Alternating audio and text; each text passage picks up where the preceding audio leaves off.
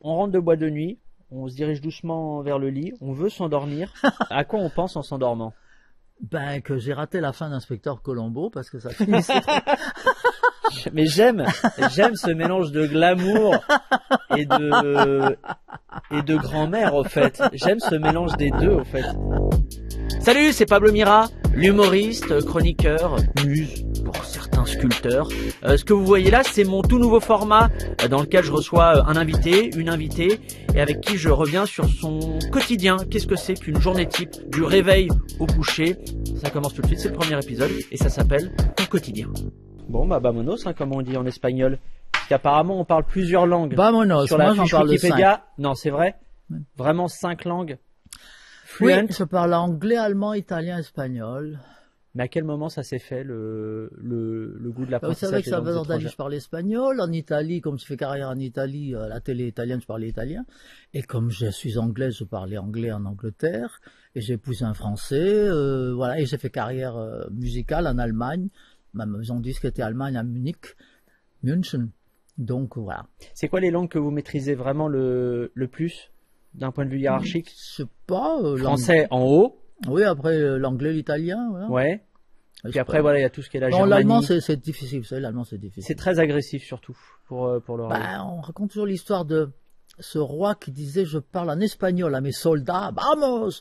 Je parle en anglais à mes conseillers, je parle en français à ma femme, je parle en italien à ma maîtresse, et je parle en allemand à mon cheval. Ouais. On Come voit on tout de suite. here! On voit tout de suite. Mais c'est vrai, à ce qui paraît, il faut parler en allemand Ben, aux l'allemand, animaux c'est- pour mieux les dresser. Ouais. Dans les cirques, ils font ça. Moi, j'ai fait un gala des artistes à Munich, et il fallait que je dresse des ours. Et j'avais très peur, évidemment, à faire des terrifiant, Valium avant, ouais. Et aux ours, il fallait que je leur parle en allemand. Ouais, donc ils réagissent vraiment à ce Ouais. genre de langue hostile. Première question, Amanda. Voilà, alors, C'est la première question que je pose à tous et à toutes mes invités. Que faisiez-vous ce matin à 11h27? je pense que je devais être dans ma cuisine en train d'astiquer. Donc là, ouais, tout de suite, il y a des doubles sens qui s'installent dans l'interview. Il y a tout de suite le côté scabreux. Moi, j'essaye d'être classe, d'être élégant. J'ai mis une nouvelle veste, j'ai mis un joli pantalon à pince et tout. Et tout de suite, il y a un double sens un peu... D'astiquer mes fourchettes, mes Bien cuillères. sûr, tout ce j'ai qui est pas dit de ustensiles, masque, de l'argenterie voilà, familiale, enfin ce genre de choses. Amanda, je suis très content de vous recevoir. Pourquoi? Pour 2 raisons, mais qui se rejoignent. C'est qu'en bossant un peu l'interview, parce que c'est bossé, il y a un professionnalisme, j'ai découvert 2 choses que je trouve extrêmement charmantes et élégantes. C'est le mystère et la pudeur. D'où ça vient cette Ah envie non, de pas trop se raconter? C'est très anglais. En anglais, la reine d'Angleterre elle disait never complain, Never explain. C'est-à-dire, ne vous plaignez pas, ne parlez pas de vos problèmes, n'expliquez rien. Ouais. Et c'est normal, je pense que cette espèce de self-control anglo-saxon, on devrait tout savoir. Vous savez, on vit à une époque où les gens n'ont de cesse de se répandre sur les réseaux, de se montrer à poil, de raconter leurs petites histoires. Ah oui, j'ai des hémorroïdes. Bon, Comment vous savez? mais Parce les que gens, vraiment, j'en ai mais non, mais une les à gens 2 n'ont fois aucune par an. pudeur, ils n'ont aucune pudeur. Et moi, je suis un peu contre ça. Et malheureusement, dès le début, quand j'ai commencé ma carrière, je me suis aperçu que pour faire la promo, on me posait plein de questions. Et c'est quoi votre signe zodiacal? Et qu'est-ce que vous mangez? Et comment? Ils veulent tout savoir. Alors que ça n'a rien à voir avec mon métier. Mais c'est paradoxal parce que vous devez faire de la promo, comme là, où il faut se raconter un peu. Et en Oui, même alors on temps, invente. Du coup, si vous voulez. vous allez le mitonner là pendant l'interview, c'est ce que je suis en train de comprendre? Oui, normal, comme ça. Est-ce qu'on peut avoir un petit code gestuel, genre un petit mouvement du doigt pour savoir quand c'est faux ou quand c'est vrai, juste qu'on sache à un moment donné? Deuxième question, qu'est-ce que les gens s'imaginent de votre quotidien? Qu'est-ce qu'ils peuvent projeter ou fantasmer un peu? Je pense que les gens, en effet, fantasment. Le mot est juste fantasme. Quand on est une célébrité, soi-disant mondiale, internationale, les gens qui s'imaginent que vous vivez entouré de secrétaires comme Madonna, voilà, un entourage, des chauffeurs, des machins, des maquilleuses qui viennent tous les matins, alors que les gens croient ça. Quand je leur dis, mais non, moi je me maquille toute seule, puis le matin je sors, je vais à l'Intermarché acheter les croquettes pour mes chats et tout. Les gens ont du mal à imaginer ça. Donc, comme mon quotidien est le même que le leur, ça les intéresse pas. Moi, j'imagine quand même des œuvres d'art, de la peinture, des Voilà. belles choses. Il faut s'inventer un quotidien qui les fait rêver. D'accord. Donc, je vis entouré de Rembrandt, de Modigliani. Alors qu'en fait, il y a un peu de crépi quand même. Et oui. Il croit que j'ai une salle de bain en marbre. C'est du lino, en fait. C'est du lino dans la salle de bain, évidemment. On va commencer par le commencement. Votre première pensée au réveil, c'est quoi, généralement? Merci. Ouais. Merci à qui? Merci à qui gère tout ça, mais merci d'être encore en vie, merci d'avoir bien dormi, merci de commencer une nouvelle journée. Non, c'est très important le remerciement. Je pense qu'il faut avoir beaucoup de gratitude. Enfin, moi, je pense que arriver à mon stade, à mon âge, et encore avoir plein de projets, bien gagner sa vie, être en tournée au théâtre, avoir un nouveau disque qui sort, c'est des cadeaux qu'on me fait en permanence. Donc merci. Et donc là, il y a un sentiment de gratitude, mais j'entends un peu gratitude céleste, pas forcément dirigée vers des personnes physiques, mais un truc plus global de la vie. Je remercie de là-haut, mais je remercie aussi mes fans. C'est grâce à eux si j'ai une belle maison, une belle vie, une belle voiture, c'est grâce à mes fans, donc je peux que les remercier. Vous dites, je remercie là-haut, vous croyez en Dieu?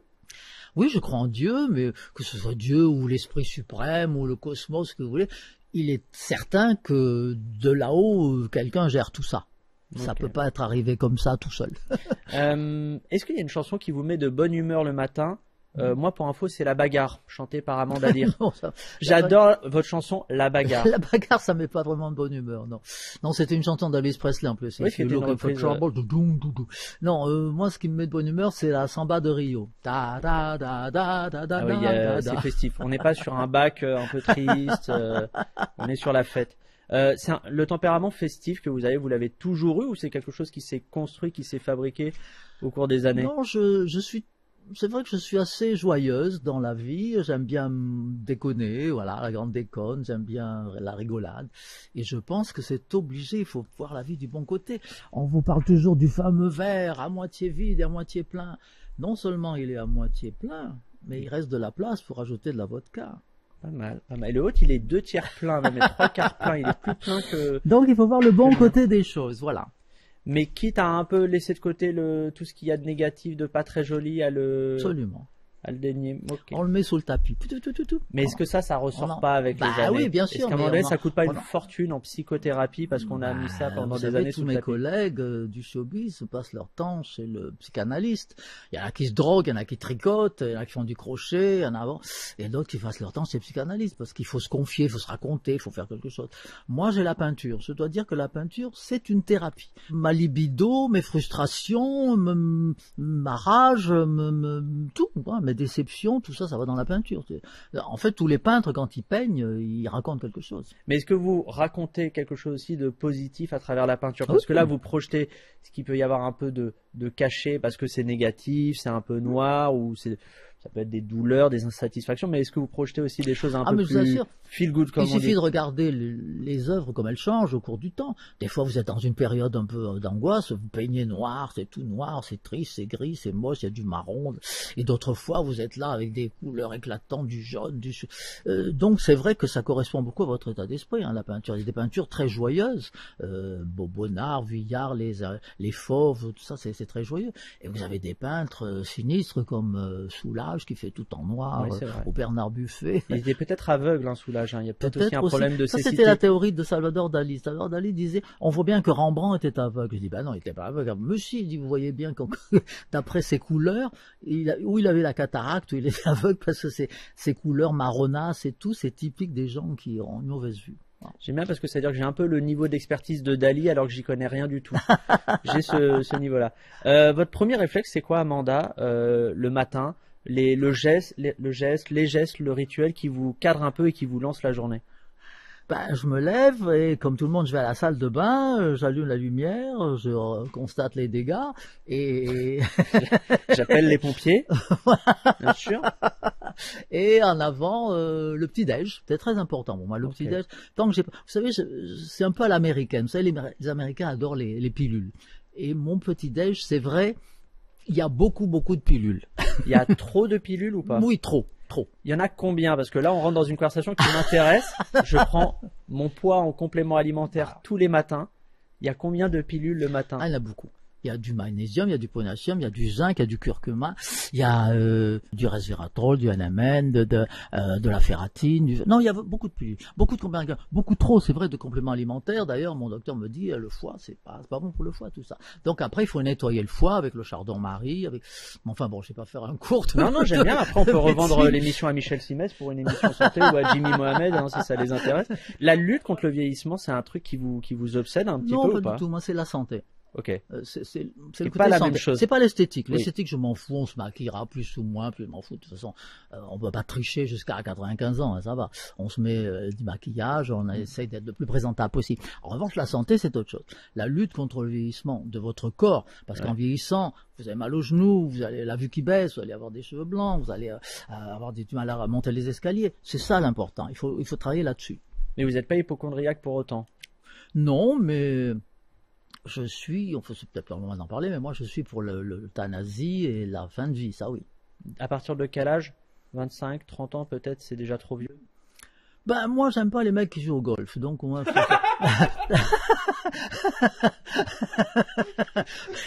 C'est une super réponse.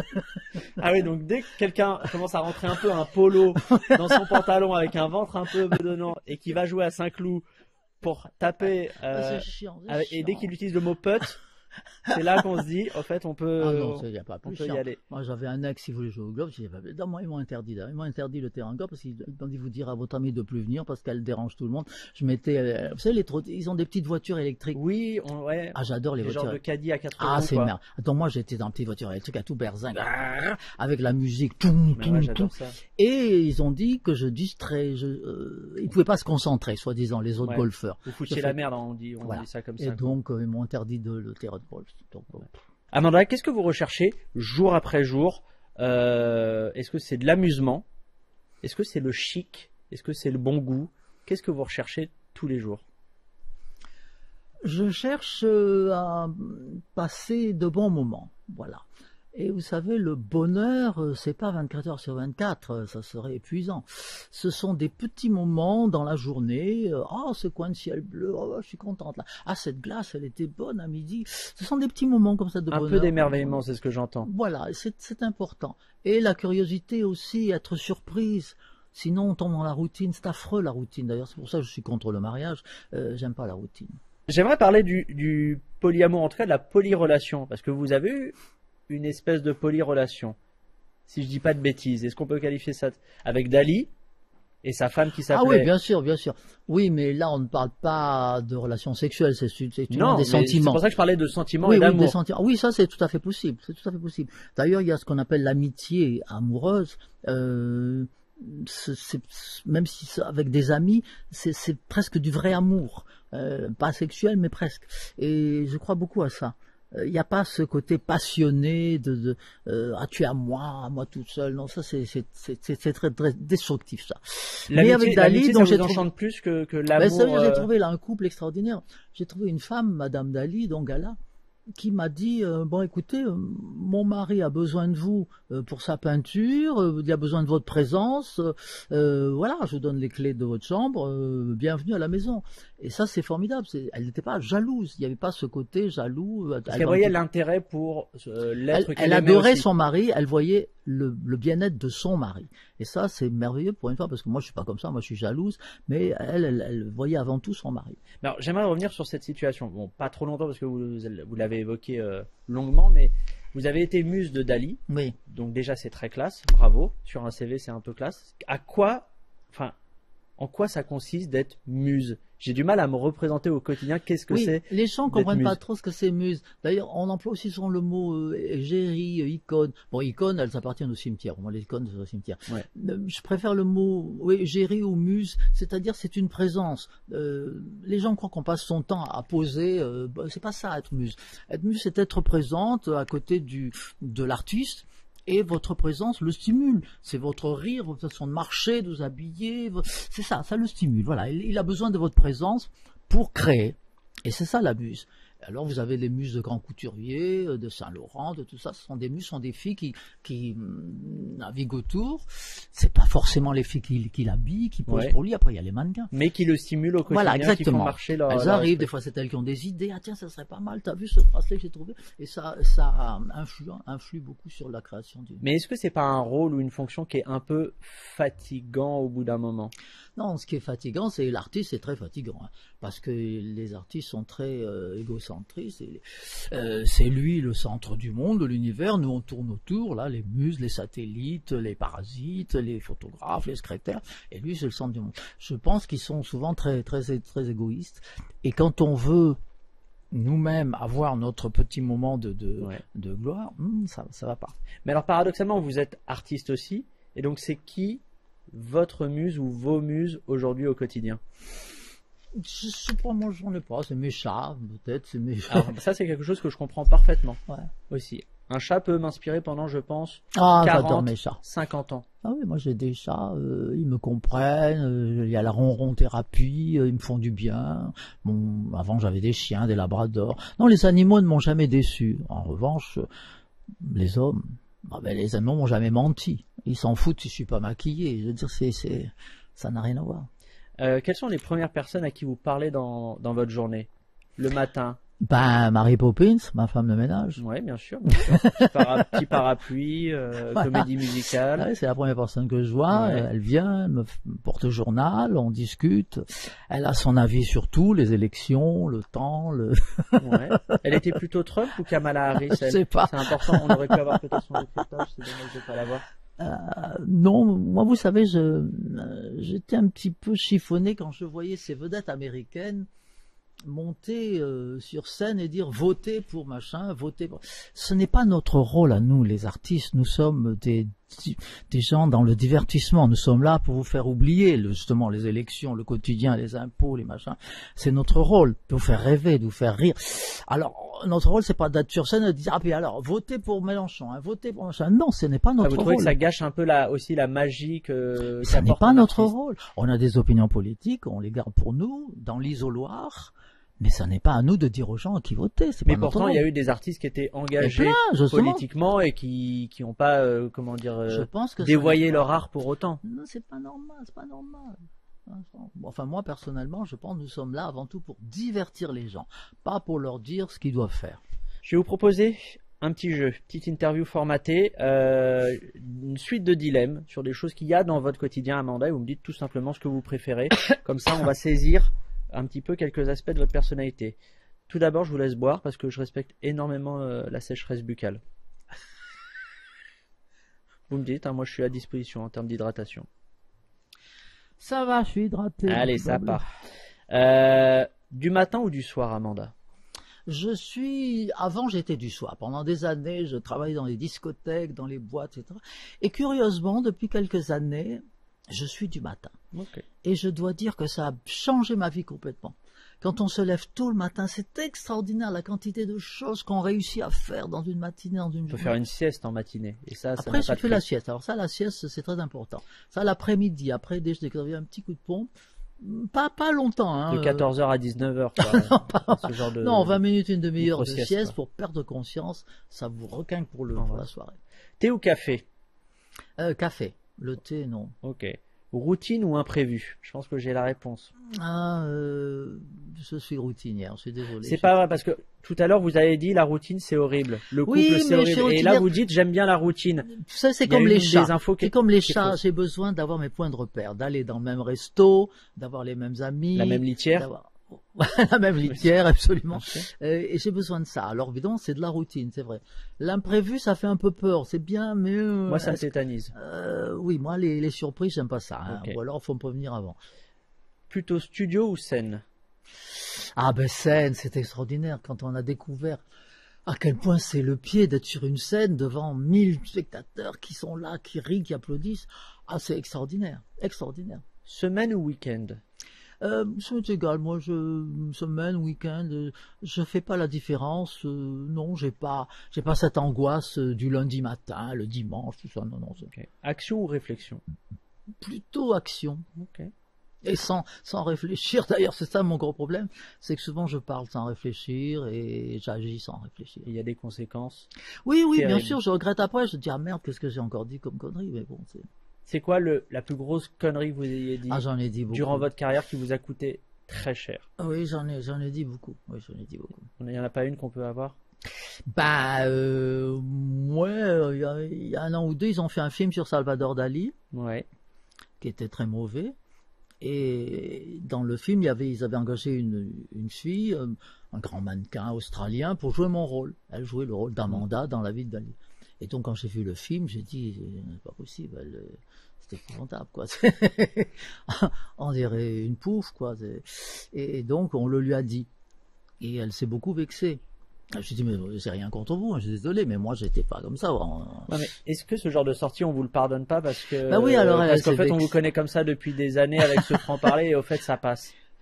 Bah oui, moi je disais ça, j'ai rien contre elle, je voulais pas la vexer, mais je suis désolé, moi ça m'a échappé de dire, ah là, on dirait une pouffe, hein. En plus j'ai dit une pouffe russe. Hein. Bon, voilà, ça valait le coup peut-être de le répéter une troisième non, mais fois. je suis excusé.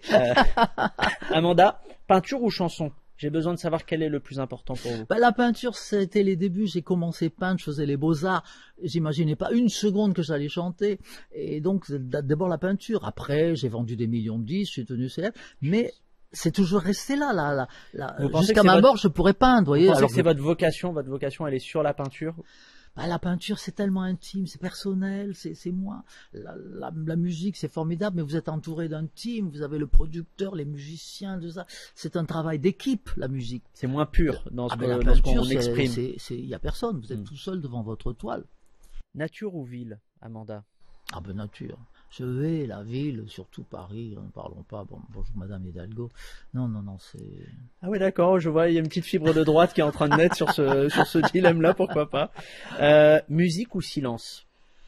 Moi j'aime bien peindre avec toujours de la musique en fond. J'aime beaucoup la musique, c'est important. Quand je conduis en voiture, je mets la musique. J'ai besoin de musique, j'aime bien avoir des... Mais est-ce qu'on peint sur de la musique brésilienne? Ça m'a l'air non, il y a pas compliqué de mélanger les deux. Hein. J'aime tout. J'aime aussi bien le rap, j'aime aussi le R&B américain, Diana Ross, la disco, tout ce que vous voulez. Mais la musique c'est important.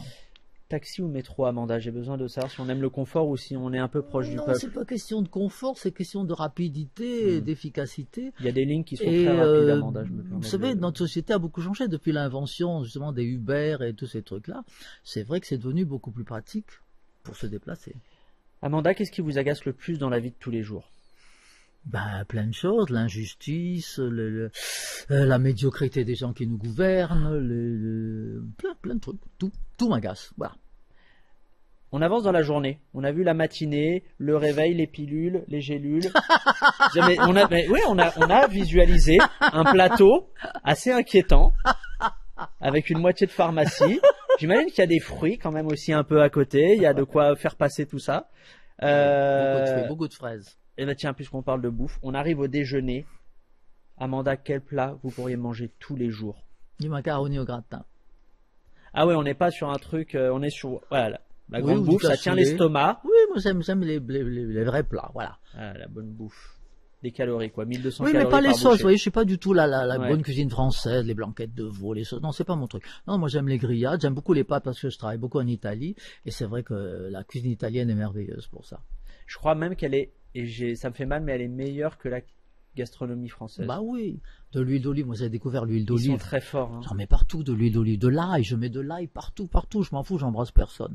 Mais plein d'ail, je mets plein d'ail. Voilà, il y a une petite solitude aussi qui se dégage à travers ces réponses. On va y revenir. on va y revenir. Ou alors j'embrasse un mec qui a bouffé de l'ail aussi. Voilà. Ça peut. Voilà, il fait le repas avec vous et puis à l'issue, ça met des langues. L'après-midi, Amanda, qu'est-ce qu'on fait? On bosse, on va au studio. Qu'est-ce qu'on fait? On regarde un peu de télé.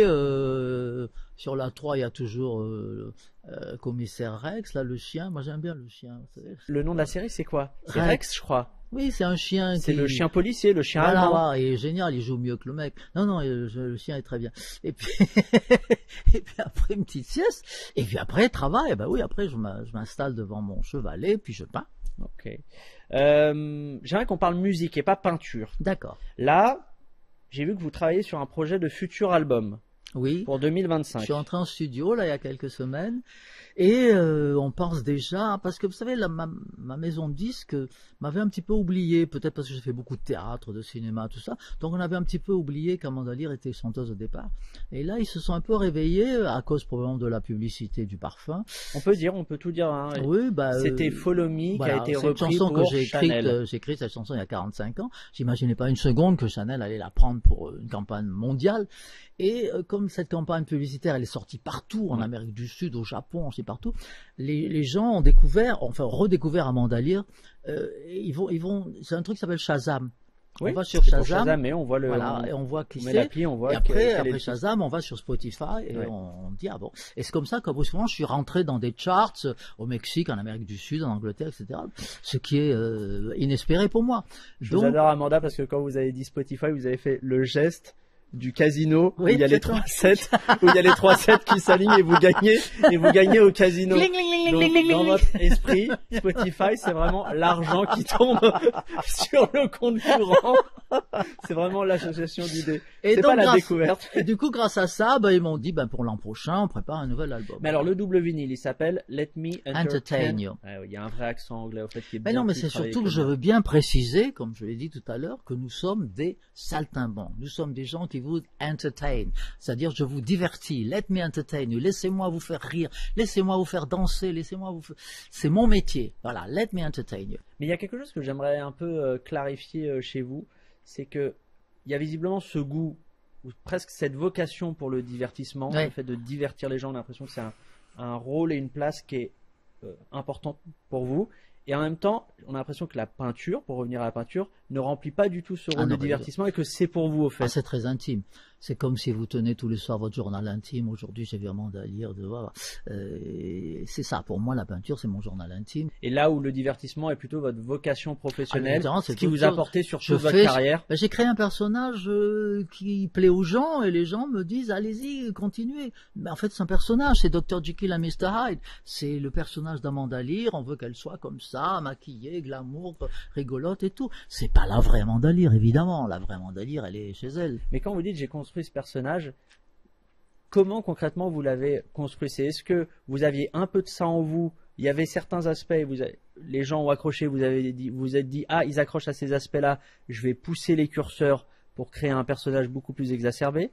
Est-ce qu'à un moment donné vous êtes posé devant une feuille blanche et vous êtes dit je vais créer un personnage et vous êtes parti de A jusqu'à Z et vous avez tout créé? Non, mais vous savez, quand une maison de disques se met à lancer un nouveau produit, un nouvel artiste, il faut le bâtir, ce personnage. Alors ça va être quoi? Ça va être un personnage qui va faire pleurer dans les chaumières, ou sentimental, ou ça va vous faire danser. Donc la maison de disques elle-même construit un petit peu autour de vous.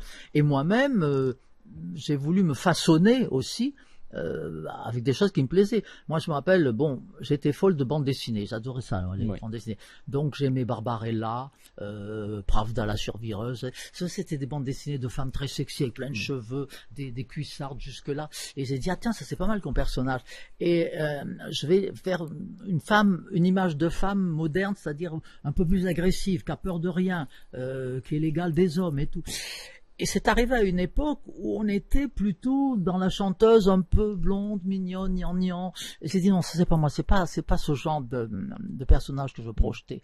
Moi je veux faire du rock, voilà, la rockeuse. Et donc on a modelé un petit peu le personnage là-dessus. Mais donc cette création de personnage, elle n'a pas répondu au fait presque à un besoin commercial ou marketing, puisqu'au fait vous étiez pas en adéquation avec l'air du temps, c'est ce que je comprends, mais qu'au fait vous aviez juste le plaisir de créer ce personnage-là. À ce moment-là. Je me suis dit, c'est le bon moment aussi, peut-être, c'est le bon moment. Vous aviez eu en France toutes les chanteuses yéyé, Sylvie Vartan, Nana Mouskouri, France Gall, des chanteuses rassurantes, disons. Ouais. Et moi, je voulais pas être rassurante. Non. Tout à l'heure, vous avez évoqué la bagarre. C'est vrai, je pensais à ça. C'est un morceau où vous dites, si tu cherches la bagarre, t'es à la bonne place. Voilà, c'est je veux dire que j'aime cogner. Tu vas voir ce que je vais te mettre. Ouais. C'est ça, l'idée. Je reviens sur Let Me Entertain You. Laissez-moi vous divertir. Qui vous divertit, vous, au quotidien? Ah, mais plein de choses.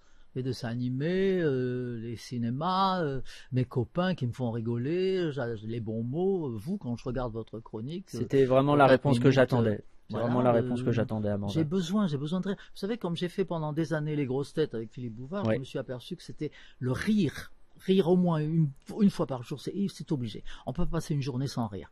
C'est une thérapie, c'est important, ça vous libère. Ça dédramatise. Et donc, moi, j'ai envie de rire. On va parler des sujets qui fâchent, Amanda. On en a parlé un petit peu. Mais j'aimerais revenir. Vous n'allez pas faire votre Jordan de luxe. J'ai pas le nœud papillon et je gagnez. C'est quoi votre retraite? Non, c'est pathétique. En fait. Non, les sujets qui fâchent, pour moi, c'est l'amour. Ah, l'amour? On en est où? Est-ce qu'on rencontre des mecs un peu sympas en ce moment? Où on a fermé la boutique, on a tiré le store métallique. Je me plais beaucoup à dire que j'ai fermé la boutique, ça m'intéresse absolument plus. Mais ce qui est curieux, c'est que notre société a beaucoup changé Et ce rapport de la femme mûre et du tout jeune homme a beaucoup évolué.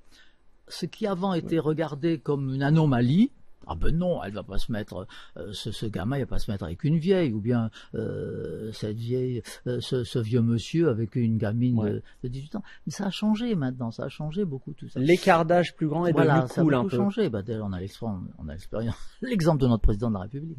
Non, il y a en effet une nouvelle génération de jeunes gens qui préfèrent la compagnie de femmes plus âgées. Alors appelez-les gérontophiles, je sais pas, mais en tout cas... Moi je les appelle les courageux. C'est un nom comme un autre. Et désespérés. Non, mais genre, chacun y trouve son compte, c'est-à-dire qu'eux, ils découvrent une femme cultivée qui a de l'expérience, qui les amène dans des bons restaurants en plus, et elle retrouve un petit machin de jeunesse, d'enthousiasme, et chacun y trouve son compte. Il n'y a pas juste le cul, voilà, il n'y a pas juste, c'est pas que du sexe. Il y a une petite transaction, il y a une petite entente, c'est un échange de bons procédés un peu. Vous me donnez votre enthousiasme de la jeunesse, Bien vous sûr. me donnez votre naïveté. Vous et me une donnez capacité de gainage aussi peut-être. Et moi, je vous donne le bénéfice de mon expérience, de ce que je sais faire. Et un menu découverte à la tour d'argent. C'est ce que j'entends. C'est ce que j'entends. Ça, gastronomie. Oui, bah je prends. Moi je prends. Hein, si c'est une séquence en 7 plats, je peux y aller.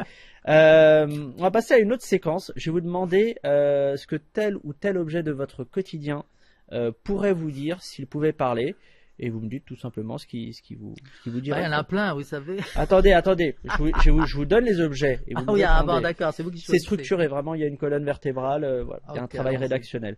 Amanda, que vous dirait votre téléphone s'il pouvait vous parler? Il me dirait, arrête de passer ta journée sur TikTok. Ah, on est sur TikTok. Ah, j'adore. Moi, j'ai essayé, j'ai abandonné. Ah non, Vous êtes accro? Ah, c'est tellement drôle. Ça me fait rire. Il y a plein, il y a de tout. Il y a de la musique, il y a des extraits de films, il y a des tutos beauté, il y a des mensonges. Un tel est mort, c'est même pas vrai. Il y a de tout. Il y a des mecs qui se foutent à poil. Non, c'est extraordinaire, TikTok. Ok. Quelle est la partie qui vous intéresse le plus dans toute la liste de contenus qu'on a entendu? Je sais pas, les tutos beauté, peut-être. Ok, d'accord. Que vous diraient vos bijoux, Amanda? Bah, pourquoi tu nous laisses prendre la poussière dans le C'est corps? pas vrai. Oui, Il dirait pas ça. Si, parce Je que vous vois toujours avec un max de bijoux. Oui, moi j'aime bien parce que ça brille et tout, mais c'est pas du vrai bijou, c'est du... Donc, non, j'ai des vrais bijoux, mais ils sont à la banque dans le corps. Je trouve que ça fait mémère, ça fait... Vous savez, les jeunes filles n'ont pas les moyens d'avoir des beaux diamants. Donc quand on commence à avoir des vrais beaux bijoux, c'est qu'on est déjà âgé. Après 3 mariages et 3 divorces, alors là on commence à avoir des bijoux. Et ça fait vieille, je trouve. Je fais une parenthèse, c'est vraiment que pour moi, les bijoux pour hommes, c'est oui ou c'est non? Oui, moi j'aime beaucoup les hommes d'abord qui se maquillent, et il y a certains bijoux qui sont très, très jolis. J'aime bien les hommes tatoués aussi. Je pensais à des petites bagues en argent ces derniers temps. Mais... Pourquoi petites? Non, même des grosses bagues. Vous savez, Karl Lagerfeld avait des bagues à chaque doigt. Ouais. Non, moi je trouve ça bien. Et un catogan un peu blanc, ça pourrait m'aller ou pas? pas? Dans les peuplades primitives, les hommes sont couverts de bijoux, de plumes, de maquillage. Il n'y a que chez nous qu'on a décidé que l'homme devait avoir un look absolument sobre, austère, et la femme au contraire... Sans couleur, généralement. La femme au contraire comme une pintade à côté. Ouais. Non. Que vous dirait votre voiture? Au secours. Tu veux dire au secours. Elle est toute cabossée, j'ai eu beaucoup d'accidents, je conduis très sport, j'ai passé 2 ans avec un coureur automobile, donc c'est vrai on a des réflexes de... Ouais, il m'a appris à conduire très vite et très sport. Que vous dirait votre lit? Arrête de squatter du matin au soir, parce que si je m'écoutais, je passerais mon temps au lit, on est trop bien dans le lit. Que vous dirait vos pinceaux? Alors mes pinceaux, je pense qu'il me dirait, faudrait me nettoyer de temps en temps, parce qu'un bon ouvrier doit nettoyer ses outils. Amanda, que vous dirait votre placard à vêtements? Assez. Il me dirait assez, ça suffit, on peut plus fermer la porte. Il aurait un relent comme ça, un petit peu. Ça, il y a un rejet, c'est plus possible. J'ai cette espèce de chose des femmes dépressives, shopping. Vous croyez que si vous achetez ce nouveau sac, cette nouvelle veste, votre vie va changer? Non, elle change pas du tout. Mais on croit. Donc on achète, allez, on achète. Et au bout d'un moment, tout ça, ça s'accumule et il faut donner ça aux bonnes œuvres. Alors que moi, c'est beaucoup de paillettes, je ne sais pas si j'ai envie de se balader en paillettes. C'est pas la proposition la plus accessible dans le premier abord. Que vous dirait votre miroir? Alors mon miroir, ça dépend des jours. Des fois, il dirait ah bah dis donc, pas mal. Hein. Et puis d'autres fois, il dirait non, faut faire quelque chose. Okay. Il est juste, il est nuancé le miroir, j'ai l'impression. Que vous direz, c'est le dernier objet de la liste, votre carte bancaire.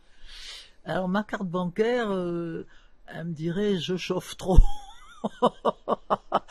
Ça dépend. Il y a eu les réchauds pour les jeunes hommes. J'ai compris qu'il y avait. Elle chauffe beaucoup la carte bancaire. Non, mais je suis très dépensière. Je m'en fous. Je gagne bien ma vie. Je paye énormément d'impôts et je n'ai pas l'intention d'être la plus riche du cimetière. Donc je m'en fous complètement. L'argent c'est fait pour circuler, pour dépenser. Les gens qui cachent l'argent sous leur matelas ou dans une boîte à biscuits dans le jardin, c'est complètement idiot. Vous nous avez ramené un objet de votre quotidien. Ben, j'en ai plein d'objets de mon quotidien. J'ai mes lunettes que je ne quitte pas. Un seul, Amanda. Il faut choisir un seul objet. Sinon, il y a mon miroir, évidemment, que je quitte pas. Qui est techniquement... Ben oui, parce que je veux vérifier toujours que la lumière... Il est grand, le miroir, hein, quand même. Hein. Ben, j'ai une grande... c'est circonférence frisbee pour les gens qui non, c'est vrai. pas. Et puis alors, il y en a un qui est grossissant. Là, c'est terrifiant. Non, si vous voyez multiplié par 4, là, c'est terrifiant. Je peux voir, parce que ça on va voir. Des problèmes de peau. Là, on va voir votre acné, les poils qui sortent du nez, tout ça. Vous voyez déjà de loin les poils qui sortent du nez. Allez, bougez-vous le cul. Voilà. Merci. Mais ouais, il est très impressionnant. Il grossit, hein, grave. Et je pense qu'en fait c'est juste un morceau de télescope qu'on a enchâssé au fait dans 2 disques en plastique. Ah non, et on voit très très loin. Non, mais je veux tout voir. Je vois. Si j'ai un truc qui va pas, un point noir, non, ça c'est. Mais pour un miroir, c'est très utile. Moi, on me dit, sur une île déserte, qu'est-ce que vous emporterez? J'emporterai un miroir. Avec un miroir sur une île déserte, avec le soleil, vous pouvez faire du feu, vous pouvez faire plein de trucs avec un miroir. Vous pouvez envoyer des signaux de détresse. Depuis tout à l'heure, on parle du quotidien que vous avez aujourd'hui. Est-ce qu'il y a des trucs de votre quotidien d'enfance qui vous manquent? Non, pas vraiment. Je pense, j'essaie de me rappeler si j'ai eu une enfance heureuse ou malheureuse. Non, rien, boring. Quand on regarde un peu les interviews que vous avez données, on sent qu'il n'y a pas une appétence spéciale pour les années d'enfance. Ben non, parce que ça n'a aucun intérêt. Vous savez, moi, on me demande de juger un artiste sur le travail qu'il fait maintenant. Si on me dit que quand il avait 8 ans, ah oui, il était tombé de cheval et ça explique... On s'en fout, je m'en fous de son enfance. Moi, ce qui m'intéresse, c'est le film qui vient de tourner, comment il joue maintenant. C'est ça. Or, les gens sont toujours fascinés. Mais quand vous étiez petit, vous étiez comment? Eh ben, j'étais moche. Je suis désolé, j'avais un appareil pour me redresser les dents, j'étais moche. Voilà. Bon, vous êtes content. Ça n'explique pas ma réussite ou mon talent. Ça n'a aucun intérêt, l'enfance. Est-ce que vous aimez les enfants? De loin, oui. C'est vraiment une réponse de quelqu'un qui aime pas les enfants. Non, mais oui, ils peuvent être attendrissants, etc. Mais qu'est-ce que vous aimez pas chez les enfants? On peut se le dire, hein, moi, il n'y a pas de problème. Je vois dans le train, par exemple, des fois vous avez des enfants qui hurlent, ils sont insupportables. Et alors, si vous avez le malheur de faire chut, écoute, alors les parents vous font les gros yeux. Bagarre. Mais enfin, et la bagarre. C'est un enfant. Et alors, oui, c'est un enfant. Bon, mais du coup, il y a tout permis. Voilà. On a vu l'après-midi, la sieste, on avance un peu, on est à la soirée. Ah. Amanda, vous avez quel type de soirée? Parce que là aussi, pareil, je trouve vous avez un profil qui a un peu profil à fantasme sur les soirées. Est-ce qu'on a des soirées mondaines? Est-ce qu'on est dans le recueillement? Livre de Victor Hugo au coin du feu? Non, mais vous savez, comme tous les gens plus ou moins célèbres, on m'invite beaucoup. C'est vrai, il y a des soirées, il y a des tapis rouges, il y a des galas, des concerts. Donc on m'invite beaucoup, c'est vrai. Alors là, je fais un effort, c'est une soirée, je m'habille, etc. Mais il y a aussi plein de jours de la semaine où je suis avec des amis. Allez, qu'est-ce qu'on se fait ce soir? On se fait une pizza, on se fait un chinois, on se fait qu'est-ce qu'on se fait? Et on va dîner entre amis, on déconne, on rit beaucoup. C'est ça me plaît beaucoup. Ouais, mais donc vous sortez encore un peu les sorties parisiennes, tout ça, vous n'avez pas complètement fermé non, je suis pas au couvent non plus. Okay. Rester tout seul chez moi, non, j'aime bien sortir quand je suis à Paris. Quand je suis à Paris, j'aime bien sortir avec les amis et on refait le monde, c'est des grandes tablées de 5-6, tout le monde rigole. Okay. Ça, j'aime bien. Ou alors les concerts, je sais pas, l'autre fois j'ai été voir Mylène Farmer avec Jean-Paul Gaultier, il a voulu absolument me porter avec lui. Non, il y a des fois j'ai des concerts aussi. Il y avait Jean-Paul Gaultier à côté de vous comme ça? Bah Jean-Paul, oui, on dit Jean-Paul carrément, voilà, on est proche à ce point-là, donc on sort souvent ensemble, c'est vrai. Voilà, bon. Moi je suis juste pote avec un vendeur de chez Célio Club. On n'a pas le même niveau d'amitié en termes de vêtements, vous et moi, Amanda. Si je vais chez vous, le soir vous me cuisinez quoi, Amanda? Oh ben le soir pas grand chose, hein. Je vais peut-être vous ouvrir une boîte de thon. Non parce que j'aime bien cuisiner à midi, c'est vrai, j'ai Ouais. deux trois trucs. Le soir, je pense que le soir il faut manger plutôt léger. Non, le soir je vous ferai peut-être une grande salade, voilà. Ça j'aime bien. Ah ouais, Une grande je vois. salade. Je vais peut-être pas venir dîner. Je suis désolé, Amanda. Je Ben, vous venez adore. plutôt Ça déjeuner. vient du cœur. Mais la promesse de salade un soir, vous habitez dans le sud, ça fait Ou alors beaucoup de trajet. la bruschetta. Voilà, là c'est il se passe italien. quelque chose. Vous On prenez propose, un pain l'Italie. grillé frotté à l'ail avec de l'huile d'olive, une rondelle de tomate, c'est le bonheur total. Si vous deviez faire un dîner idéal, un dîner de rêve, il y aurait qui autour de la table? Vous avez le droit à tout le monde, vivant, mort, ce que vous voulez, étranger, français, ce que vous voulez. Il y a qui autour de la table? Bah, plein de gens que j'aime beaucoup, ou que Ah, j'aimerais, donc j'y suis au ou fait. que j'aurais aimé connaître. Par exemple, j'aurais invité Mae West, elle est très drôle, Mae West, je rêve de ce personnage-là. J'aurais invité Mae West, j'aurais peut-être invité Elvis Presley, j'aurais peut-être invité un grand savant, Einstein, oui, des gens comme ça qui me fascinent. Et puis de nos jours, vivants, bon, ben, le pape François, qui c'est qui me fascine, des gens d'aujourd'hui qui ont quelque chose à dire, peut-être le Dalai Lama aussi. Ah, vous aimez bien les personnalités un peu spirituelles? Oui, parce que c'est important, je pense, qui nous explique un petit peu Qu'est-ce qu'il y a après la mort, la réincarnation Ah ben moi, de toute façon, pour ça, je suis tranquille, je suis... Vous avez envie d'être réincarné en quoi si jamais la Ah non, j'ai pas envie réincarnation d'être réincarné du tout. Pas du tout, rien Ah non, du tout. non, Même pas une licorne pour moi, ou une forme de vie plus élevée. C'est une punition épouvantable d'être obligé de revenir de nouveau ici. Alors, ça, bonjour la punition. Ouais, l'existence c'est pénible, hein, on est d'accord. Non. Putain, quand on vous parle de l'enfer, du purgatoire, c'est maintenant. Hein.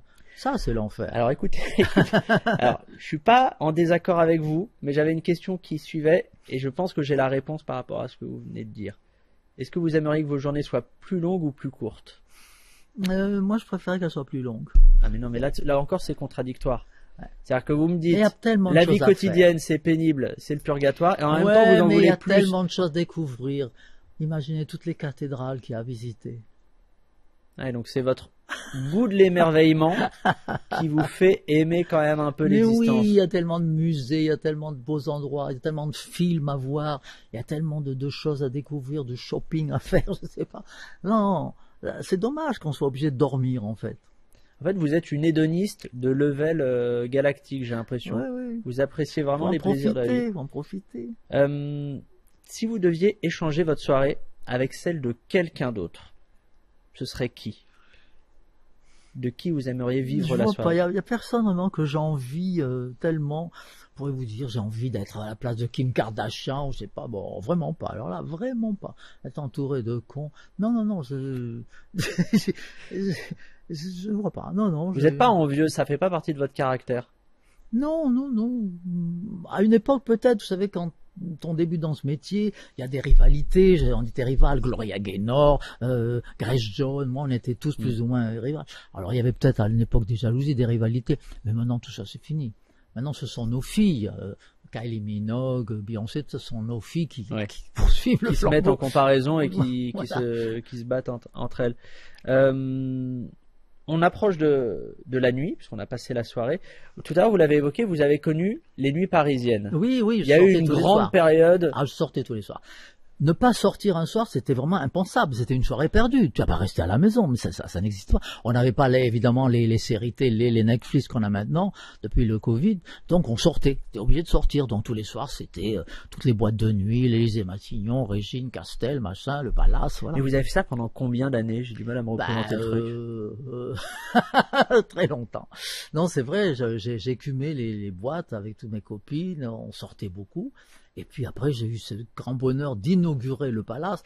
Alors ça a été un grand changement dans notre société, c'est-à-dire que du jour au lendemain, vous savez, les boîtes étaient très petites. Oui. Régine, Castel, ça c'est des petites boîtes souterraines, il fallait être membre et tout. Le Palace, pour la première fois, c'était un endroit gigantesque, un théâtre, copié sur le studio 54 à New York. Et pour la première fois, tout le monde pouvait rentrer, il fallait pas être membre. On pouvait avoir le cantonnier, votre épicier, Yves Saint-Laurent, Lagerfeld. On a rendu la fête populaire, en fait, voilà. C'est ce que j'entends. Et tout le monde était mélangé. Riche, pauvre, blanc, noir, machin, gay, pas gay, tout le monde était mélangé. Et ça, c'était extraordinaire. Parce que pour la première fois, il n'y avait qu'un but, s'amuser. Sans distinction sociale, sans tout ça. Et ça a été un grand moment. Et cette façon de faire la fête de manière presque égale ou égalitaire. Oui. Ça s'est perdu un petit peu avec le temps ou pas? Oui, parce qu'il y a des clans, il y a des groupes sociaux qui se mélangent pas à d'autres. Après est arrivé ce problème du physionomiste. Alors cette abomination, le mec à la porte d'une boîte, il dit toi tu rentres pas. Mais pourquoi je rentre pas? Ben non, t'es pas bien habillé ou t'es trop moche. C'est insupportable, c'est tout ça. Donc on rentre de boîte. Il est quelle heure? Il est 5 heures, il est 6 heures du matin.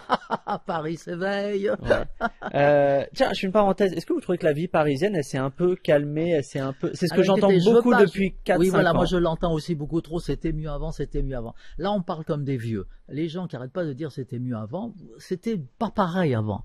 Pas si c'était mieux ou pas mieux, mais c'était pas pareil. Et ça ne sera jamais plus comme avant, de toute façon.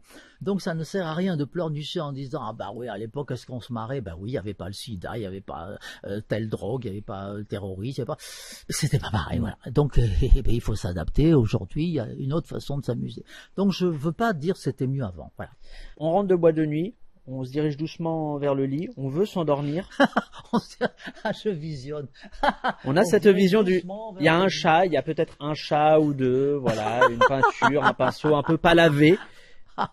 À quoi on pense en s'endormant? Ben, que j'ai raté la fin d'Inspecteur Colombo parce que ça finissait trop... Mais j'aime ce mélange de glamour et de grand-mère, au fait. J'aime ce mélange des deux, au fait. C'est fabuleux. Non, mais il y a un truc très glam chez vous. J'adore Inspecteur Colombo, ça me fait rire. Bah oui, alors des fois ça finit trop tard, non, vous savez. Comme je vous ai dit tout à l'heure, maintenant que je suis du matin, je me lève très tôt à 6h30, 7h.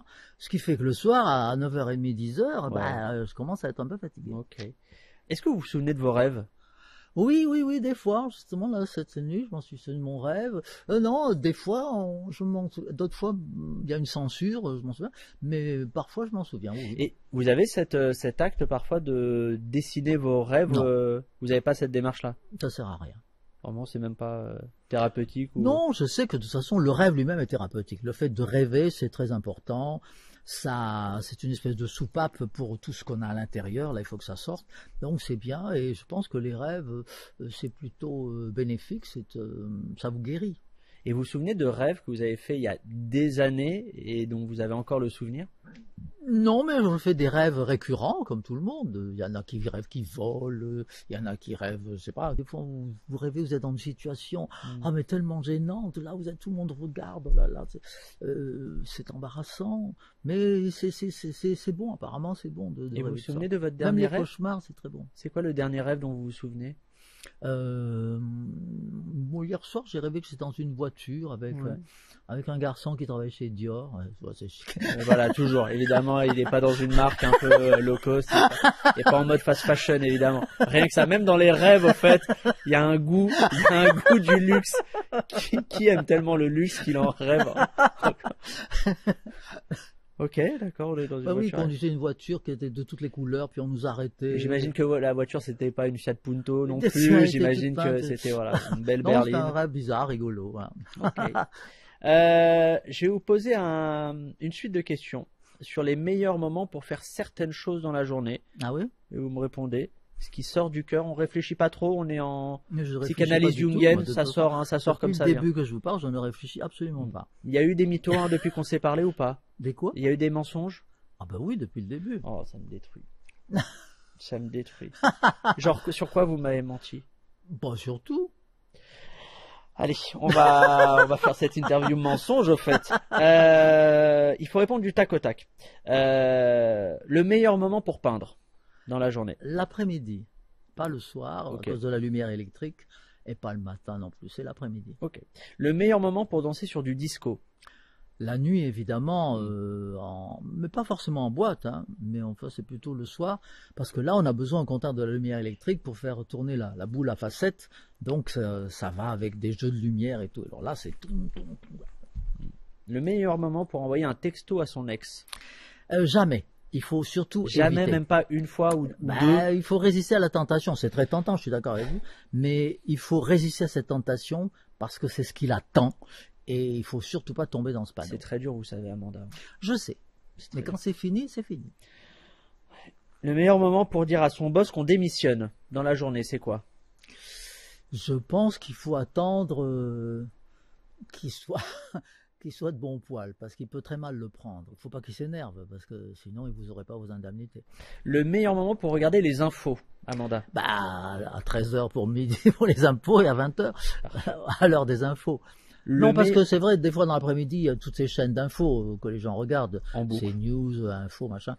Mais on passerait sa journée à ce moment-là à regarder les infos, Je comprends que les journalistes, les gens qui font ce métier, les regardent du matin au soir. Mais nous, le petit peuple, ça nous suffit. Une demi-heure. Le JT nous suffit. Ça suffit. Le meilleur moment pour écrire un morceau? Alors ça, c'est n'importe où. Je vous assure, c'est extraordinaire. Ah, c'est pas aussi cadré que la peinture? Pas du tout. Il n'y a pas cette discipline. Tiens, je m'assieds et je vais écrire une chanson. Okay. Non, pas du tout. La peinture, oui. Mais moi, par exemple, Follow Me, ce fameux tube qui a vendu 28 millions d'exemplaires, je l'ai écrit dans un avion. Vous voyez, j'ai écrit dans un avion en Allemagne, à Bremen, tout à fait par hasard, comme ça. Pendant le trajet? Non, à l'atterrissage. L'avion atterrissait, j'ai vu une petite camionnette qui disait au pilote de l'avion Follow Me, vous savez, ça clignote. Je trouve l'anecdote géniale. Et donc j'ai dit, ah tiens, Follow Me, c'est un bon titre. J'imaginais pas que ce titre, Follow Me, 45 années plus tard, ça serait repris sur Instagram, les followers, les machins. J'espère qu'elle est vraie, cette anecdote, parce qu'elle est superbe. J'espère que c'est pas un des mensonges de cette interview. C'est venu comme ça. Le meilleur moment pour faire du shopping? Ah ben tout le temps. Ah, tout le temps, shopping.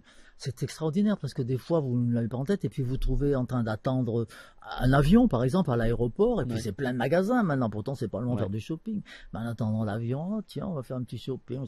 Non, le shopping, c'est ça qui est la tragédie de notre société de consommation, c'est qu'on vous pousse tout le temps, partout, à dépenser. Alors, si vous n'avez pas cette force de dire non merci, j'en ai assez, vous tombez dans le panneau et vous achetez des conneries. Et on a un placard, qui déborde, et on est à découvert, et voilà. Pour ça, d'ailleurs, sur ma pierre tombale, j'écrirai No More Shopping. Voilà. Le meilleur moment pour mourir, Amanda, dans la journée, c'est quel moment? Je pense que c'est pas mal pendant la nuit, seul, en s'endormant, on s'endort, adieu monde cruel. Dodo, un petit chat peut-être qui est là, qui nous accompagne comme ça. Voilà, et on se réveille pas. Voilà, c'est bien. Le meilleur moment pour manger du gras? Ben jamais, il faut pas manger du gras. Ah si, il faut. Alors, après, faut prendre des compléments alimentaires pour. Ouais, je sais, mais vous savez, dans le midi, là, tous les ans, il y a la fête du village. Oui. Avec les manèges, le stand de tir et tout ça, et évidemment les chichis gras, les churros, les la nourriture des vacances d'été. Voilà, exactement. Et j'adore ça, moi, les trucs gras, frits, machin. Et ça, c'est terrible. Le meilleur moment pour répondre à mes questions? Bon, n'importe quand. Parce que là, c'était une bonne heure, par exemple, ou on aurait préféré plus tôt ou plus tard dans la journée? Je peux aussi répondre à vos questions. C'est pour vous. La moi, nuit, je m'adapte. C'est voilà. Dans une enquête de satisfaction. Non, c'est pas. Okay. Amanda, s'il y a une journée que vous deviez revivre éternellement, question un peu nietzschéenne, l'éternel retour, ce serait laquelle? Oh, il y en a plein des journées qui à la fin c'était merveilleux. Ah, quelle belle journée aujourd'hui. Oui, il y en a plein des journées de vacances où on a eu un temps de rêve, où j'étais avec un beau garçon qui me faisait des papouilles. Je sais pas. Ouais, donc c'est une journée de plaisir simple et. Oui, complètement. Et charnel un petit peu quand même. Oui, c'est pas la plus belle journée de ma vie parce que j'ai monté les marches du Festival de Cannes, on m'a applaudi. Non, ça c'est des conneries, ça n'existe pas. Le quotidien simple mais plaisant. Oui. Mais je vous ai dit. Le bonheur, c'est au quotidien des petits moments, comme ça, c'est des petits moments, un coucher de soleil, un papillon qui vole, c'est merveilleux, c'est ça. On a passé un petit moment qui était plaisant. Il n'y avait pas de papillon physiquement, mais il y en avait dans le cœur, Amanda. Merci beaucoup. Ben, merci surtout d'avoir écouté. Ben, écoute, merci d'avoir écouté toutes les conneries que je dis, parce que vous savez, je peux pas m'en empêcher. C'est bien. Merci beaucoup d'avoir regardé ce nouvel épisode. Si vous avez aimé, pensez à laisser un pouce, un commentaire positif, encourageant, inspirant. Pensez aussi à vous abonner à la chaîne histoire de me donner de la force et de quoi peser dans les négociations de fin de saison. Négocier le contrat, s'il vous